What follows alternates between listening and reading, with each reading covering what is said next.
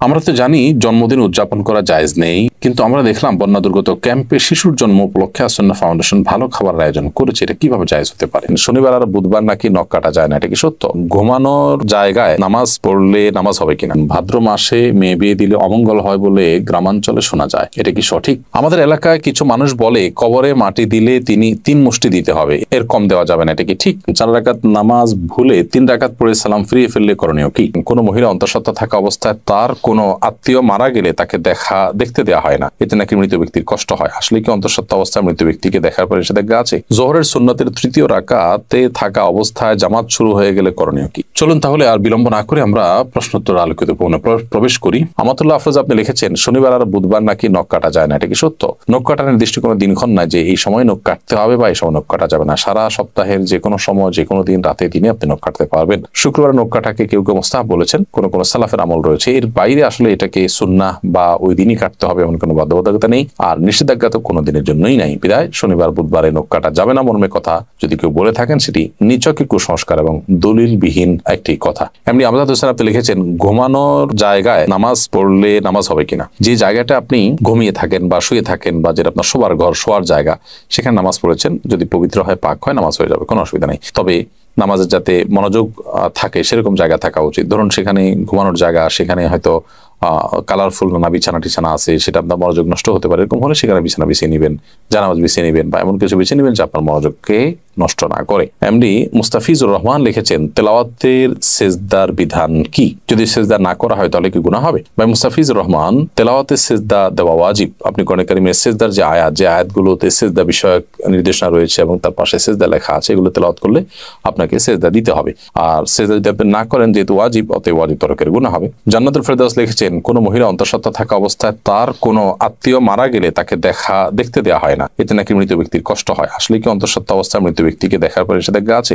সম্পূর্ণ ভিত্তিহীন এবং কুসংস্কারাচ্ছন্ন কথা। অন্তঃসত্ত্বা থাকা অবস্থায় অনেকগুলো কুসংস্কারের কথা আমরা জানি। এটা কাটা যায় না, সেটা কাটা যায় না, তারপরে চন্দ্রগ্রহণ হলে বাহির হওয়া যায় না, তারপর এই যে আরেকটা নতুন করে শুনলাম যে কোনো আত্মীয় মারা গেলে তাকে দেখা যায় না। একেবারেই ভিত্তিহীন কথা। আপনি যাদেরকে জীবদ্দশা দেখতে পারতেন, মৃত্যুর পর তাদেরকে দেখতে পারবেন। ধরুন আপনার শ্বশুর মারা গেছে, তো আপনি তাকে দেখতে পারবেন, যার সাথে আপনার দেখা দেওয়া যায় তাকে আপনি দেখতে পারবেন। অন্তঃসত্ত্বা হওয়া বা না হওয়ার কোনো সম্পর্ক এর সাথে বা এর কারণে কোনো পার্থক্য বিধানের ক্ষেত্রে হবে না। এমনি দেলোয়ার হোসেন লিখেছেন আমি গরু পালন করি, অনেক সময় গরুর প্রস্রাবের ছিটা কাপড়ে লাগে, এই কাপড় পরে নামাজ পড়া যাবে কি না? ভাই দেলোয়ার হোসেন, আপনি যে গরু লালন পালন করেন, এই গরু লালন পালন করতে গিয়ে যদি ছিটা পড়ে, সেই ছিটা যদি শুয়ের আগার সমপরিমাণ হয়, এরকম ক্ষুদ্র ক্ষুদ্র ছিটা যদি পড়ে 2-4টা, কোনো অসুবিধা নেই, এতে অসুবিধা হবে না। কিন্তু যদি অনেক বেশি পেশাব লাগে, ছিটা নয় বরং ফোঁটা পড়ে, অনেক ফোঁটা পড়ে, তাহলে সেক্ষেত্রে সেই কাপড় আপনাকে পরিবর্তন করে বা কাপড়ের সেই জায়গাটা ধুয়ে, যেখানে লেগেছে ধুয়ে আপনাকে নামাজ পড়তে হবে। আমাদের এলাকায় কিছু মানুষ বলে কবরে মাটি দিলে তিনি 3 মুষ্টি দিতে হবে,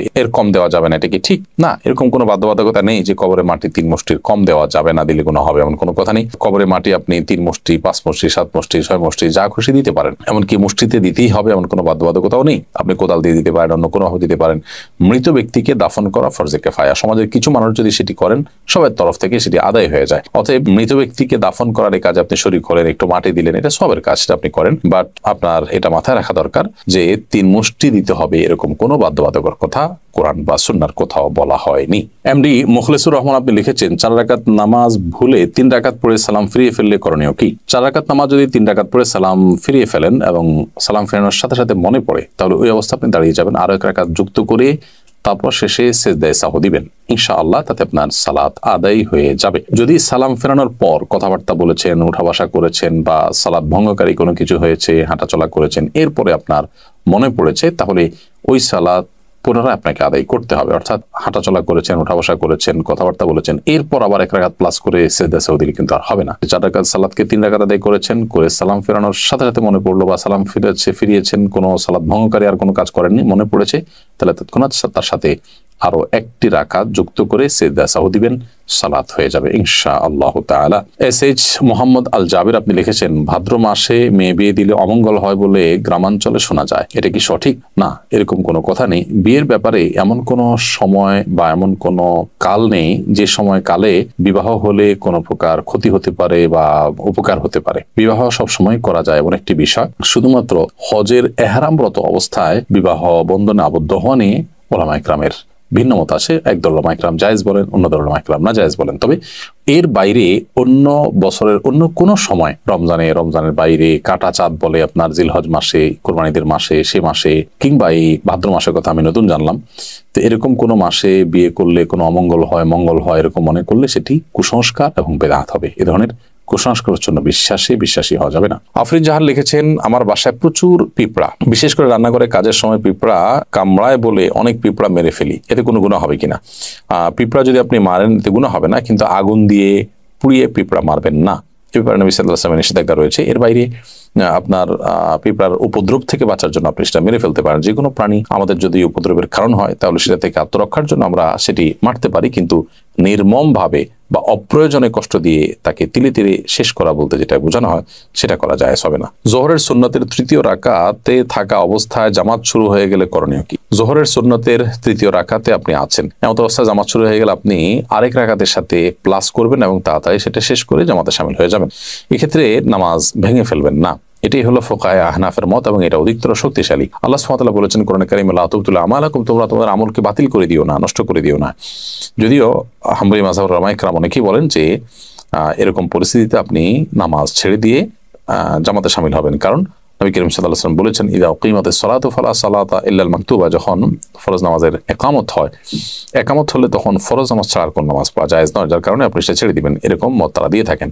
মূলত এই হাদিসের আরেকটা ব্যাখ্যা হতে পারে, সেটা হলো যে যখন একামত শুরু হয় তখন আর ফরজ নামাজ ছাড়া অন্য কোনো নামাজ নয়, অর্থাৎ অন্য কোনো নামাজ শুরু করা যাবে না। কিন্তু শুরু করা নামাজ যে ভেঙে ফেলতে হবে সেটা কিন্তু এখান থেকে পরিষ্কার বোঝা যায় না, অর্থাৎ এটার একাধিক ব্যাখ্যা হওয়ার সুযোগ আছে। বিধায় এটা দিয়েই চূড়ান্তভাবে প্রমাণ করা যে নামাজ ভাঙা যাবে সেইটা সঠিক নয়। হাসানুল সিয়াম আপনি লিখেছেন, শুনেছি কেউ নেশাগ্রস্ত হলে 40 দিন ইবাদত কবুল হয় না। এখন প্রশ্ন হলো, কেউ নেশা করার পর 40 দিন না হওয়ার আগেই যদি তার ভুল বুঝতে পারে এবং তওবা করে ফিরে আসতে চায়, তবে কি সে ইবাদত করতে পারবে? প্রথম কথা হলো, ইবাদত তো করতেই হবে তাকে। পারবে মানে কি? ইবাদত করতে শুধু পারবে না, ইবাদত করাটা তার জন্য আবশ্যক। 40 দিন ইবাদত কবুল হবে না এই ভেবে তিনি যদি 40 দিন নামাজ পড়া বাদ দিয়ে রাখেন তাহলে তো ডাবল গুনাহ হবে তার। কবুল না হওয়ার দুইটা অর্থ আছে। একটা অর্থ হলো যে বিশুদ্ধই হবে না, আরেকটা হলো যে ইবাদত করেছেন সেটা কাগজে কলমে বিশুদ্ধ হয়েছে, বাট আল্লাহ তাআলার কাছে সেটা অ্যাকসেপ্টেবল হবে না। তো এখানে নেশাগ্রস্ত হলে 40 দিন ইবাদত কবুল হবে না মানে দ্বিতীয়টা উদ্দেশ্য, অর্থাৎ আপনি সঠিকভাবে যথাযথভাবে করে থাকলে আপনার নামাজ হয়ে গেছে, বাট আল্লাহর কাছে সেটা কাউন্টেবল হবে না, অ্যাকসেপ্টেবল হবে না। এখন প্রশ্ন উঠতে পারে, আল্লাহর কাছে অ্যাকসেপ্টেবল না হলে করে লাভ কি? উত্তর হবে যে আপনি করে দায়মুক্ত হলেন, অন্তত আপনাকে আল্লাহ নির্দেশ করেছেন, নির্দেশ পালন করেছেন, সেই কাজটা অন্তত হয়েছে। আল্লাহ কবুল কি করলেন না সেটা তো আরেকটা বিষয়। তো এই জন্য এরকম পরিস্থিতিতে নামাজ বা অন্যান্য ইবাদতগুলো আমাদের ঠিক অব্যাহত রাখতে হবে। আমরা তো জানি জন্মদিন উদযাপন করা জায়েজ নেই, কিন্তু আমরা দেখলাম বন্যা দুর্গত ক্যাম্পে শিশুর জন্ম উপলক্ষে আসন্না ফাউন্ডেশন ভালো খাবার আয়োজন করেছে। এটা কিভাবে জায়েজ হতে পারে? দেখুন, প্রথম কথা হলো যে শিশুর জন্মের দিনটি, যে দিনে সে জন্মগ্রহণ করেছে, এই দিনটিতে বাবা মা, আত্মীয় স্বজন সবাই আনন্দিত, এবং সেই দিনে আনন্দিত হয়ে তারা যদি ভালো খাবার খান, মিষ্টি কিনেন, এটা না জায়েজ পৃথিবীতে কেউ কোনোদিনই বলেনি। শিশুর জন্মের দিনে ভালো খাবার ব্যবস্থা করা আর প্রতি বছর জন্মদিন উদযাপন করা, কেক, মোমবাতি সহ, যেগুলোর প্রত্যেকটার আলাদা আলাদা ধর্মীয় ব্যাখ্যা আছে। কেক কেন ব্যবহার হয় জন্মদিনে, অন্য কোনো কিছু থাকতে কেক কেন, মোমবাতি কেন জ্বালানো হয়, এগুলো নিয়ে আপনি যদি একটু সোশ্যাল মিডিয়াতে অথবা আপনি গুগলে যদি সার্চ করেন তাহলে দেখতে পারবেন যে এর পেছনের রহস্যগুলো কি। অতএব ওই জিনিসগুলো একটা, আর জন্ম হয়েছে শিশুর, সে উপলক্ষে ওই দিনে মিষ্টি খেলেন, ভালো রান্না করলেন, যে কোনো আনন্দের ঘটনাকে কেন্দ্র করেই তো আমরা ভালো কিছু খাই।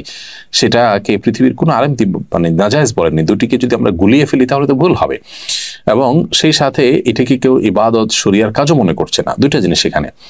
জন্ম দিবস উদযাপন যেটি বছর বছর হয়ে থাকে, সেখানে যে সমস্ত আইটেমের প্রয়োজন হয় সেগুলো অগ্নিপূজকদের বিভিন্ন বিশ্বাস থেকে এসেছে, তাদের কৃষ্টি বা কালচার। আর যে কোনো আনন্দের বা যে কোনো সুখের কোনো ঘটনা আসলে তখন খুশি হয়ে নিজেরা ভালো কিছু খাওয়া বা খাওয়ানো, সেটাকে পৃথিবীতে কেউ নাজায়েজ বলেনি, এবং দুটি কখনো এক জিনিস নয়। এই পার্থক্যটা আমাদের করতে হবে। আমরা অনেক সময় এই বিষয়গুলোকে গুলিয়ে ফেলি। অ্যাক্সিডেন্টের কারণে আমার পায়ে প্লাস্টার লাগানো হয়েছে, এটা ভেজানো যাবে না, এমন অবস্থায় গোসল ফরজ হলে কি করব? অ্যাক্সিডেন্টের কারণে আপনার পায়ে যে প্লাস্টার লাগানো হয়েছে, পায়ে বা হাতে, সেই প্লাস্টার যদি ভেজানো না যায় পানিতে, তাহলে ওখানে প্লাস্টিক দিয়ে বিভিন্নভাবে পেঁচিয়ে তারপর আপনি গোসল করবেন। আর যদি সেখানে প্লাস্টিক দিয়ে পেঁচিয়ে গোসল করলেও পানি লেগে যাওয়ার আশঙ্কা থাকে, তাহলে কোনোভাবে পাও কোনো কিছুতে রেখে উঁচুতে কোনো একটা মোড়াতে বা কিছুতে রেখে এরপর আপনি আলতো করে পানি দিয়ে বাকি শরীর ধোবেন এবং সেই ব্যান্ডেজের জায়গাটা বা প্লাস্টারের জায়গাটা ভিজা হাত দিয়ে উপর দিয়ে আপনি মুছে নেবেন। ব্যাস, তাতে ইনশাআল্লাহ আপনার গোসল হয়ে যাবে। একইভাবে আপনি উযুও করবেন।